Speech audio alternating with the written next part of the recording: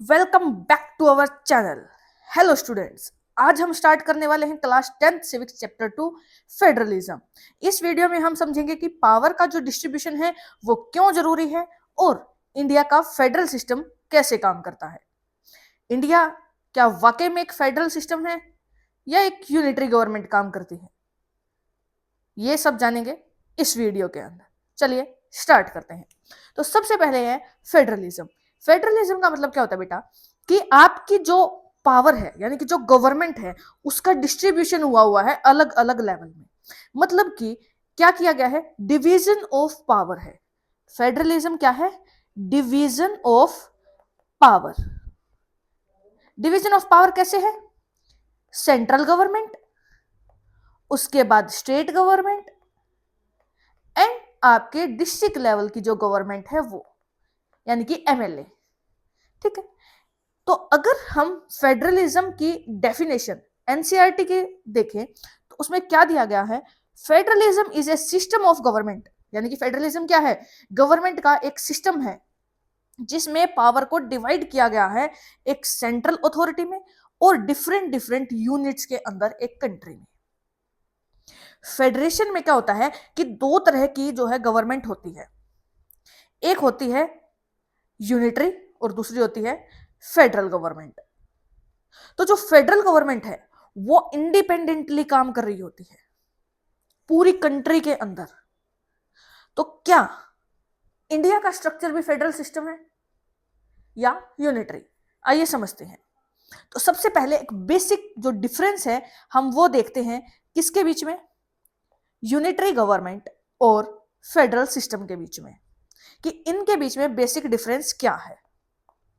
तो जो unitary government होती है ना बेटा, यूनिटरी गवर्नमेंट क्या होती है, जहां पर सिर्फ एक ही पार्टी रूल करती है, यानी कि एक ही गवर्नमेंट है, सेंट्रल लेवल पर ही गवर्नमेंट है और वो ही पूरे के पूरे देश को क्या कर रही है, कैप्चर करके बैठी है, पूरे के पूरे देश के ऊपर रूल कर रही होती है। जबकि फेडरल सिस्टम में क्या होता है कि दो या दो से ज्यादा जो आपकी गवर्नमेंट है वो हमें देखने को मिलती है। ठीक है, क्या मिलेंगे, दो या दो से ज्यादा गवर्नमेंट। उसके बाद यूनिटरी गवर्नमेंट में क्या होता है कि जो सेंट्रल गवर्नमेंट है वो ही सारे ऑर्डर पास आउट करती है, कि जो सेंट्रल गवर्नमेंट है वो ही क्या करेगी, सारे ऑर्डर चाहे वो प्रोविंशियल लेवल पर है या लोकल गवर्नमेंट पे है, वो सारे कौन पास आउट करती है, सिर्फ सेंट्रल गवर्नमेंट ही। लेकिन फेडरल सिस्टम में क्या होता है कि सेंट्रल गवर्नमेंट ऑर्डर देती तो है स्टेट गवर्नमेंट को, लेकिन सारे ऑर्डर स्टेट गवर्नमेंट नहीं मानती। ठीक है, कुछ पावर सेंट्रल के पास होती है, कुछ स्टेट के पास होती है, कुछ पावर दोनों की मिली जुली होती है। ये नहीं है कि सेंटर ने जो कुछ बोल दिया वो सब कुछ स्टेट गवर्नमेंट कर रही है, नहीं। यहां पर क्या है, इंडिया के अंदर एक पार्लियामेंट्री सिस्टम है, तो मतलब पावर को डिवाइड किया गया है यहां पर। ठीक है, यूनिटरी गवर्नमेंट के अंदर क्या होता है कि जो सेंट्रल गवर्नमेंट होती है आपकी वो सुप्रीम होती है। एडमिनिस्ट्रेशन के जितने भी डिवीजन होते हैं वो सारे ही सेंट्रल गवर्नमेंट संभालती है, और जो सेंट्रल गवर्नमेंट की पावर है ना वो बड़ी होती है और बाकी सारी पावर्स को एग्जिस्ट ही नहीं करने देती। जबकि फेडरल गवर्नमेंट में क्या होती है कि जो स्टेट गवर्नमेंट है आपकी उसकी खुद की पावर है, उसको हर बार जरूरी नहीं है कि वो हर मामले में सेंट्रल गवर्नमेंट को आंसर दे कि हाँ भाई मैंने ऐसा क्यों किया, तो सेंट्रल गवर्नमेंट को जाके बताएगी मैंने इसलिए किया, फिर से कोई काम करिए फिर से जाके सेंट्रल गवर्नमेंट को बता दिया, ऐसे तो काम ही नहीं चलेगा देश के अंदर। तो स्टेट गवर्नमेंट की खुद की पावर होती है जो कि अनसोरेबल होती है सेंट्रल गवर्नमेंट के लिए। ठीक है, उसके बाद है की फीचर्स क्या है फेडरलिज्म के। तो सबसे पहले एक चीज हमने क्या देखी कि फेडरलिज्म के अंदर दो या दो से ज्यादा जो है सिस्टम होते हैं, यानी कि लेवल होते हैं गवर्नमेंट के, यूनिटरी जैसे कि सेंट्रल गवर्नमेंट, स्टेट गवर्नमेंट, और उसके बाद हमारी कौन सी गवर्नमेंट होती है, लोकल लेवल की गवर्नमेंट। अलग अलग जो टायर होते हैं गवर्नमेंट के, और जो जुरिस्डिक्शन होती है कि भाई लेजिस्लेशन है, टैक्सेशन है, एडमिनिस्ट्रेशन है, ये उनकी खुद की होती है हर एक स्टेट की। कि जैसे हम हरियाणा का एग्जांपल लें, हरियाणा का एक चीफ मिनिस्टर है, यहीं पर क्या है टैक्सेशन ऑफिसर भी है जो कि टैक्स कलेक्ट करते हैं स्टेट के लिए। अगर आप जीएसटी का एग्जांपल लेंगे तो जीएसटी में क्या होती है, सीजीएसटी यानी कि सेंट्रल लेवल की जीएसटी, एसजीएसटी यानी कि स्टेट लेवल की जीएसटी, कि टैक्सेशन स्टेट का भी है ये नहीं है कि सिर्फ सेंट्रल लेवल पर है, स्टेट का भी टैक्स है। यहां पर एडमिनिस्ट्रेशन स्टेट के अंदर अलग अलग लोग चला रहे हैं। यहां पर क्या है, यहां पर डीसी भी है, डिस्ट्रिक्ट कलेक्टर, जो कि आपके एक डिस्ट्रिक्ट को संभाल कर बैठे हुए हैं। तो हर एक जो आपका ज्यूरिसडिक्शन है उसकी लेजिस्लेशन होती है, टैक्सेशन होती है और एडमिनिस्ट्रेशन होता है।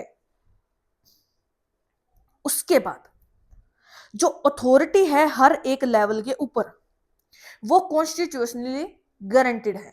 मतलब क्या है कि हमारे कॉन्स्टिट्यूशन ने ये पावर दे रखी है कि हमारी जो गवर्नमेंट है वो डिफरेंट डिफरेंट लेवल में डिवाइड होगी। ये नहीं है कि किसी एक के पास ही पावर रहेगी, नहीं। और कॉन्स्टिट्यूशन को लिखा किसने था? डॉक्टर भीमराव अंबेडकर जी ने। ठीक है, इनको क्या बोला जाता है? Father of Indian constitution, father of Indian constitution. ये आपसे कई बार पूछ लिया जाता है आपके एग्जाम के अंदर 1 मार्क क्वेश्चन में। डॉक्टर बी एम अंबेडकर जो थे वो ड्राफ्टिंग कमेटी के चेयरपर्सन भी थे। किसके चेयरपर्सन थे? ड्राफ्टिंग कमेटी के। जब इन्होंने कॉन्स्टिट्यूशन लिखा था तो उसमें इन्होंने बताया है कि जो पावर का जो डिवीजन होगा वो अलग अलग लेवल पर होगा।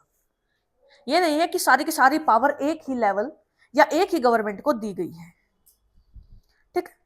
उसके बाद जो आपके फंडामेंटल प्रोविजंस हैं वो कोई एक इंसान चेंज नहीं कर सकता कि ये है कि सेंट्रल गवर्नमेंट ने चेंज कर दिया, नहीं। उसके अंदर जो आपकी लेजिस्लेचर बैठी हुई है, जो आपकी एग्जीक्यूटिव है, यानी कि जब आप पार्लियामेंट्री सिस्टम को देखते हो तो पार्लियामेंट्री सिस्टम में हमारा क्या है? पार्लियामेंट के अंदर हमारी राज्यसभा और लोकसभा है ना, हमारी लोकसभा भी है और राज्यसभा भी है। एक बिल पेश किया जाता है जिस पर लोकसभा के अंदर भी बहस होती है और राज्यसभा के अंदर भी बहस होगी। उसके बाद जो भी वैल्यूएबल चीज होगी उसको जो है वो ऐड किया जाता है। ये नहीं है कि कोई एक गवर्नमेंट आ रही है और पूरा का पूरा उसने क्या कर लिया कि हाँ भैया हमारी सरकार है, हमने तो जो बोल दिया वो कानून हो गया, ऐसा नहीं है। ऑपोजिशन पार्टी भी है, वो ऑपोजिशन पार्टी क्या करेगी? उस चीज के खिलाफ विद्रोह कर देगी, यानी कि रिवोल्ट कर देगी, कॉन्फ्लिक्ट पैदा हो जाएंगे, जिससे क्या होगा कि जो गलत चीज है वो पास हो ही नहीं पाएगी। जबकि यूनिलेटरल गवर्नमेंट में क्या होता है कि भाई सरकार ने बोला जो मैं बोलूंगा वो कानून बना दिया। लेकिन इंडिया के अंदर ऐसा नहीं है। उसके बाद है कि जो कोर्ट है, कोर्ट की अपनी पावर होती है कि वो कॉन्स्टिट्यूशन को चेंज कर सकते हैं। कैसे? कॉन्स्टिट्यूशन के अंदर अमेंड करके, अमेंडमेंट लेकर आए जाते हैं। जैसे प्रियम्बल को अमेंड किया गया, 42nd जो आपका अमेंडमेंट एक्ट लाया गया, प्रियम्बल के अंदर 3 वर्ड जोड़े गए। उसके बाद जो और भी जो आपके आज तक अप्रोक्सीमेट 106 अमेंडमेंट हो चुके हैं कॉन्स्टिट्यूशन के अंदर। जैसे जैसे टाइम बीतता जा रहा है वैसे वैसे कॉन्स्टिट्यूशन के अंदर चेंजेस किए जा रहे हैं। अमेंडमेंट का मतलब होता है चेंजेस करना, कि जो पहले चीजें थी अब टाइम चेंज हुआ तो चीजें बदल गई, तो अब कॉन्स्टिट्यूशन को भी उसके अकॉर्डिंग चेंज किया जा रहा है। ठीक है, और ये कौन कर रहा है? कि कोई गलत अगर जजमेंट दे दी पार्लियामेंट में तो उस चीज को कोर्ट संभाल रहा है। यानी कि ये है कि यहां पर कोई चीज गलत नहीं हो सकती, वो एक दूसरे को बैलेंस करके चल रहे हैं। उसके बाद है कि जो फाइनेंशियल ऑटोनॉमी होती है वो हर एक लेवल की अपनी अपनी होती है। यानी कि सेंट्रल के पास अपनी फाइनेंशियल ऑटोनॉमी है, स्टेट के पास अपनी है और डिस्ट्रिक्ट के पास अपनी है। अब जो फेडरल गवर्नमेंट होती है उसके 2 ऑब्जेक्टिव होते हैं। पहला क्या है कि भाई हमें अपनी कंट्री की यूनिटी को बढ़ावा देना है, safeguard and promote the unity of our country, और अपनी रीजनल डाइवर्सिटी को भी देखना है। रीजनल डाइवर्सिटी का मतलब है कि हमारा देश क्या है? डाइवर्सियल स्टेट है, मतलब कि यहाँ पर बहुत सारे धर्मों के लोग रह रहे हैं, बहुत सारी भाषाएं बोलने वाले लोग हैं। ठीक है, और उसके साथ साथ यहाँ पर बहुत सारी ट्राइब्स भी रहती। तो क्या है? यहाँ पर रीजनल डाइवर्सिटी है। उसके बाद अगर हमें कोई फेडरेशन बनानी है तो क्या, किस तरीके से बना सकते हैं हम उसे? तो सबसे पहले है कमिंग टुगेदर। कमिंग टुगेदर का मतलब है कि आओ चलो एक साथ इकट्ठे हो जाते हैं और अपना एक यूनिट बना लेते हैं। ऐसे कहां पर है? यूएसए के अंदर, स्विट्जरलैंड के अंदर, और आपके ऑस्ट्रेलिया के अंदर। इसका मतलब क्या है कि अलग अलग इंडिपेंडेंट स्टेट आए और वो एक साथ मिले और उन्होंने एक देश बना लिया। ठीक है, क्या हुआ, अलग अलग स्टेट आए और वो एक साथ मिले और उन्होंने क्या कर लिया, एक बड़ी यूनिट बना ली, अपनी एक कंट्री बना ली। ये तो है कमिंग टुगेदर। होल्डिंग टुगेदर का मतलब क्या होता है कि जितनी भी पावर है उसको सेंट्रल गवर्नमेंट यानी कि नेशनल लेवल पर रोका हुआ है। यानी कि क्या हुआ है कि इसमें डिवीजन हुआ है एक बड़ी यूनिट का। जैसे इंडिया है, इंडिया क्या है, एक बड़ी यूनिट था और इसका क्या है, डिवीजन हुआ है। इंडिया का डिवीजन हुआ है स्टेट लेवल पर, फिर डिवीजन हुआ है डिस्ट्रिक्ट लेवल पर। यह नहीं है कि बहुत सारे स्टेट आए और एक साथ मिले, मतलब इंडिपेंडेंट स्टेट थे सारे और उन्होंने भी डिसीजन लिया और उसके बाद कमिंग टुगेदर वाला बना, नहीं। यहाँ तो पूरी की पूरी एक यूनिट थी, उसको डिवाइड किया गया है अलग अलग पार्ट में। और किस लिए, ताकि पावर अच्छे तरीके से चल सके, कोई प्रॉब्लम ना हो देश को चलाने में। ठीक है, और ये कहां पर होता है होल्डिंग टुगेदर, इंडिया, स्पेन और बेल्जियम के अंदर। अब इंडिया को हम एक फेडरल कंट्री कैसे बना रहे हैं, तो इंडिया फेडरल कंट्री के बारे में मैंने आपको क्या बताया कि अलग अलग लेवल पर पावर जो है वो डिवाइड होती है। तो इंडिया के अंदर है एक अलग अलग लेवल पर पावर डिवाइड, कैसे, यूनियन है, स्टेट है और कंकरेंट है। यूनियन के अंदर जो सब कुछ संभालती है वो कौन संभालती है, यूनियन गवर्नमेंट। और यूनियन गवर्नमेंट के अंदर मतलब यूनियन गवर्नमेंट ही इनके ऊपर लॉ बनाती है, मतलब कानून बनाती है। तो कौन कौन से सब्जेक्ट है वो, तो सबसे पहले है फॉरेन अफेयर्स, यानी कि विदेशों के बारे में, विदेशों के साथ दोस्ती करनी है क्या है वो सारी चीजें, बैंकिंग, कम्युनिकेशन और करेंसी। इसके ऊपर यूनियन गवर्नमेंट काम करती है। जबकि स्टेट लिस्ट का काम संभालती है स्टेट गवर्नमेंट, और उसके अंदर क्या आती है, पुलिस, स्टेट की जो पुलिस होती है वो तो स्टेट की होती है, ट्रेड, कॉमर्स, उसके साथ साथ है एग्रीकल्चर और इरिगेशन। इसको कौन संभालता है, स्टेट गवर्नमेंट संभालती है। और कंकरेंट लिस्ट को संभालने के लिए दोनों यूनियन गवर्नमेंट की भी जरूरत होती है और स्टेट गवर्नमेंट की भी जरूरत होती है। अब इस लिस्ट में कौन कौन इंक्लूड है, तो इसमें है education, forest, trade union, marriage, adoption और सक्सेशन। ठीक है, यानी कि इसको, इन सभी चीजों को, इन लिस्ट को यूनियन गवर्नमेंट के साथ साथ स्टेट गवर्नमेंट भी संभालती है और उनके ऊपर लॉ बनाती है। कई बार कॉन्फ्लिक्ट आ जाता है कि भाई स्टेट गवर्नमेंट ने कुछ बना दिया, यूनियन गवर्नमेंट ने कुछ बना दिया, लेकिन फिर मिला जुला एक डिसीजन आता है उस टॉपिक के ऊपर। ओके, नेक्स्ट है हाउ इज फेडरलिज्म प्रैक्टिस्ड, कि हमें फेडरलिज्म के बारे में कैसे पता चलेगा। तो सबसे पहले है लिंग्विस्टिक स्टेट्स। लिंग्विस्टिक स्टेट का मतलब होता है कि लैंग्वेज बेसिस पर स्टेट बनाए गए हैं, लैंग्वेज बेसिस पर स्टेट बनाए गए हैं। अगर हम इंडिया की बात करें तो लैंग्वेज बेसिस पर स्टेट जो पहला बना था वो बना था कौन सा, आंध्र प्रदेश। और कब बना था, 1953 में। और उस दौरान जो रिवोल्ट किया था, जो रिवोल्यूशनरी थे, वो थे पोटी श्री रामुलु, पोटी श्री रामुलु। इन्होंने रिवॉल्यूशन किया था, ये भूखे थे और 30 दिन के बाद इनकी डेथ होगी। उसके बाद और भी ज्यादा रिवोल्ट हो गया, तो गवर्नमेंट को लिंग्विस्टिक बेस पर पहला जो स्टेट बनाना पड़ा वो आंध्र प्रदेश बनाया था 1953 के अंदर। तो यानी कि इंडिया के अंदर जो है वो एक डेमोक्रेटिक पॉलिटिक्स है, डेमोक्रेसी है। जो कुछ किया जा रहा है वो लोगों के लिए किया जा रहा है, लोगों के साथ मिलकर किया जा रहा है। ठीक है, तो 1947 से लेकर 2017 तक हम बहुत सारे ऐसे स्टेट देखते हैं जो कि लैंग्वेज बेस पर बनाए गए हैं, और उन को क्या बोला जाता है, लिंग्विस्टिक स्टेट बोला जाता है। उसके बाद है लैंग्वेज पॉलिसी।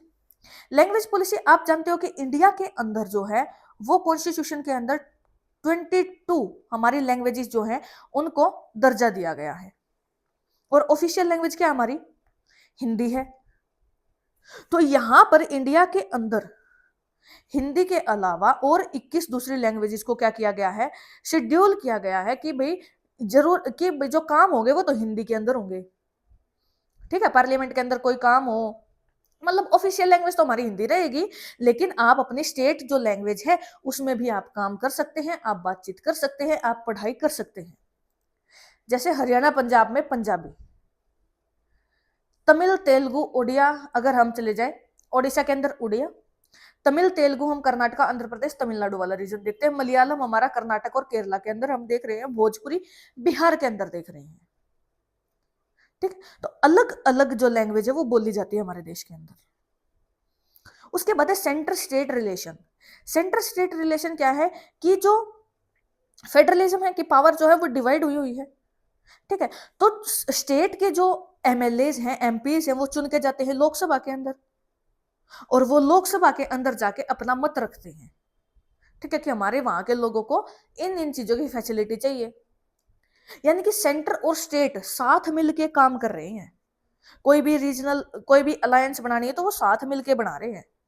ये नहीं है कि भाई अलग अलग काम कर रहे हैं, नहीं, वो एक साथ मिलके काम कर रहे हैं। पावर शेयरिंग हमने देखा था ना कि पावर्स तो भले ही अलग अलग हैं, लेकिन फिर भी वो साथ मिलके काम कर रहे हैं, ठीक है। गवर्नमेंट, सेंट्रल गवर्नमेंट जो है वो स्टेट गवर्नमेंट के किसी भी काम में हस्तक्षेप नहीं करती। हस्तक्षेप का मतलब है कि टांग नहीं अड़ाती, कहने का नॉर्मल सा मतलब, ठीक है।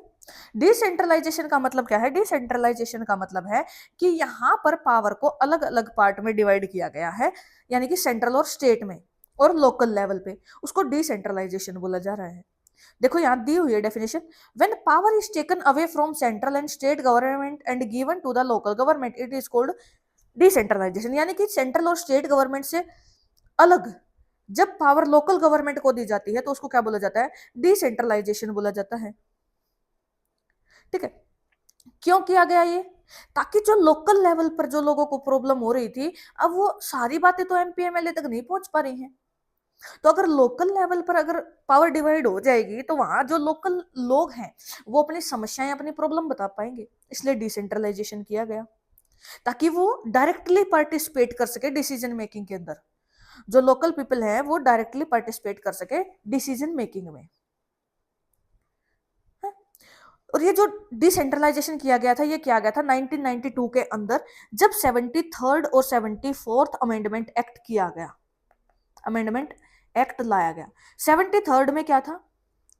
पंचायती राज सिस्टम लाया गया, और 74 में लेके आएगी म्युनिसिपैलिटी। यानी कि आप जो म्युनिसिपल कॉर्पोरेशन देखते हैं ना अपने शहरों के अंदर, मेयर जो बनते हैं, और गांव के अंदर आप पंच सरपंच देखते हैं, वो आए थे हमारे 73rd और 74th अमेंडमेंट एक्ट 1992 से। इसमें 3 तरह की डेमोक्रेसी कर दी गई थी। कौन कौन सी? यहां पर मैंने दिखा रखी है आपको। क्या हो गया था? यूनियन, स्टेट और डिस्ट्रिक्ट, यानी कि लोकल। उसमें से भी लोकल लेवल पर फिर बांट दिया गया, ग्राम पंचायत, पंचायत समिति और जिला परिषद, ठीक है। अभी पंचायत के बारे में पढ़ लेते हैं पहले। तो जो पंचायती राज सिस्टम है ये कहाँ होता है? जो रूरल का जो लोकल गवर्नमेंट होती है उसको पंचायती राज बोलते हैं। हर एक गांव के अंदर क्या है? ग्राम पंचायत होती है, और वहां के जो वार्ड मेंबर होते हैं उनको पंच बोला जाता है, और जो सारी चीजें देखता है उसको सरपंच बोला जाता है। 5 पंच होते हैं। और गवर्नमेंट जो ग्राम पंचायत है वो क्या करती है? वो डिसीजन लेती है गांव के, मतलब पूरे गांव का डिसीजन जो है वो ग्राम पंचायत लेती है। ग्राम पंचायत क्या करेगी? पूरी की पूरी जो ग्राम सभा है उसका सुपरविजन करेगी। उसके बाद क्या होती है कि उस गांव के जो लोग हैं वो वोट करते हैं कि कौन हमारा सरपंच बनेगा, कौन पंच बनेगा। और जो सरपंच होते हैं वो कम से कम 2 बार या 3 बार जो है वो मिलते हैं, और एक एनुअल बजट बनाते हैं गांव का कि भैया हमारे गांव में इतने पैसे की जरूरत है, यहाँ यहाँ जरूरत है, और वो क्या कर देते हैं? ग्राम पंचायत को दे देंगे, और ग्राम पंचायत क्या करेगी? आगे वो फॉरवर्ड कर देती है। जब बहुत सारी ग्राम पंचायत ग्रुप बना लेती हैं तो उसको बोला जाता है पंचायत समिति, ब्लॉक या मंडल। और पंचायत समिति क्या करती है? पंचायत के मेंबर उसको इलेक्ट करते हैं, कि बहुत सारे गांवों की पंचायत के जो सरपंच है वो क्या करेंगे? पंचायत समिति बनाएंगे इकट्ठा करके। और वो पंचायत समिति जब डिस्ट्रिक्ट लेवल पर चली जाती है तो उसको बोला जाता है जिला परिषद। यानी कि एमएलए, जो लोकसभा के अंदर हमें रिप्रेजेंट करते हैं, हमारे जितनी भी प्रॉब्लम्स है उनको बताते हैं। यानी कि देखो पहले क्या है, ग्राम सभा, ग्राम पंचायत आगे, उसके बाद पंचायत के बाद क्या आ गया, पंचायत समिति आ गई, और पंचायत समिति के बाद आगे हमारी क्या, जिला परिषद। ठीक है, इस तरीके से चलता है ये। ओके, उसके बाद है म्यूनिसिपैलिटी। म्यूनिसिपैलिटी क्या होती है कि जैसे गांव के अंदर जो है ग्राम पंचायत है, ऐसे शहरों के अंदर म्यूनिसिपैलिटी बनाई गई। ठीक है, और बड़े बड़े शहरों के अंदर जैसे हैदराबाद है, मुंबई है, दिल्ली है, वहां क्या बनाया गया, म्यूनिसिपल कॉरपोरेशन बनाया गया। और म्यूनिसिपैलिटी और म्यूनिसिपल कॉरपोरेशन के जो लोग हैं उनको कौन इलेक्ट करता है, वहां के आसपास के वार्ड के जो लोग हैं वो इलेक्ट करते हैं। म्यूनिसिपल चेयरपर्सन कौन होता है, म्यूनिसिपैलिटी का हेड। ठीक है, और म्यूनिसिपल कॉरपोरेशन के ऑफिसर को मेयर बोला जाता है। आप शहरों में देखते होगे, आपको कोई प्रॉब्लम है, आपकी सड़क ठीक करवानी है, या पानी की पाइपलाइन वगैरह है, या नाले वगैरह, आप मेयर के पास जाते हो, मेयर जाता है एमएलए के पास। इस तरीके से हमारा सिस्टम चल रहा होता है। तो आज हमने सेकंड चैप्टर भी कवर कर लिया। फर्स्ट चैप्टर था हमारा पावर शेयरिंग, सेकंड हमारा फेडरलिज्म। फेडरलिज्म हमने क्या देखा, डिवीजन ऑफ पावर होती है सेंट्रल, स्टेट और डिस्ट्रिक्ट लेवल पे। उसके बाद दोनों डिफरेंस देखे यूनिटरी और फेडरल गवर्नमेंट के अंदर। नेक्स्ट हमने देखा फीचर्स देखे फेडरलिज्म के। फिर हमने देखा कि किस तरीके की है कमिंग टुगेदर और होल्डिंग टुगेदर, फेडरल कंट्री किस तरीके से बनती है, कैसे कैसे प्रैक्टिस होती है, और हमारे 2 अमेंडमेंट एक्ट जिससे पंचायती राज सिस्टम और म्यूनिसिपैलिटी जुड़े थे। ऐसे ही वीडियोस को देखने के लिए हमारे चैनल को सब्सक्राइब कर लीजिएगा। Thank you so much.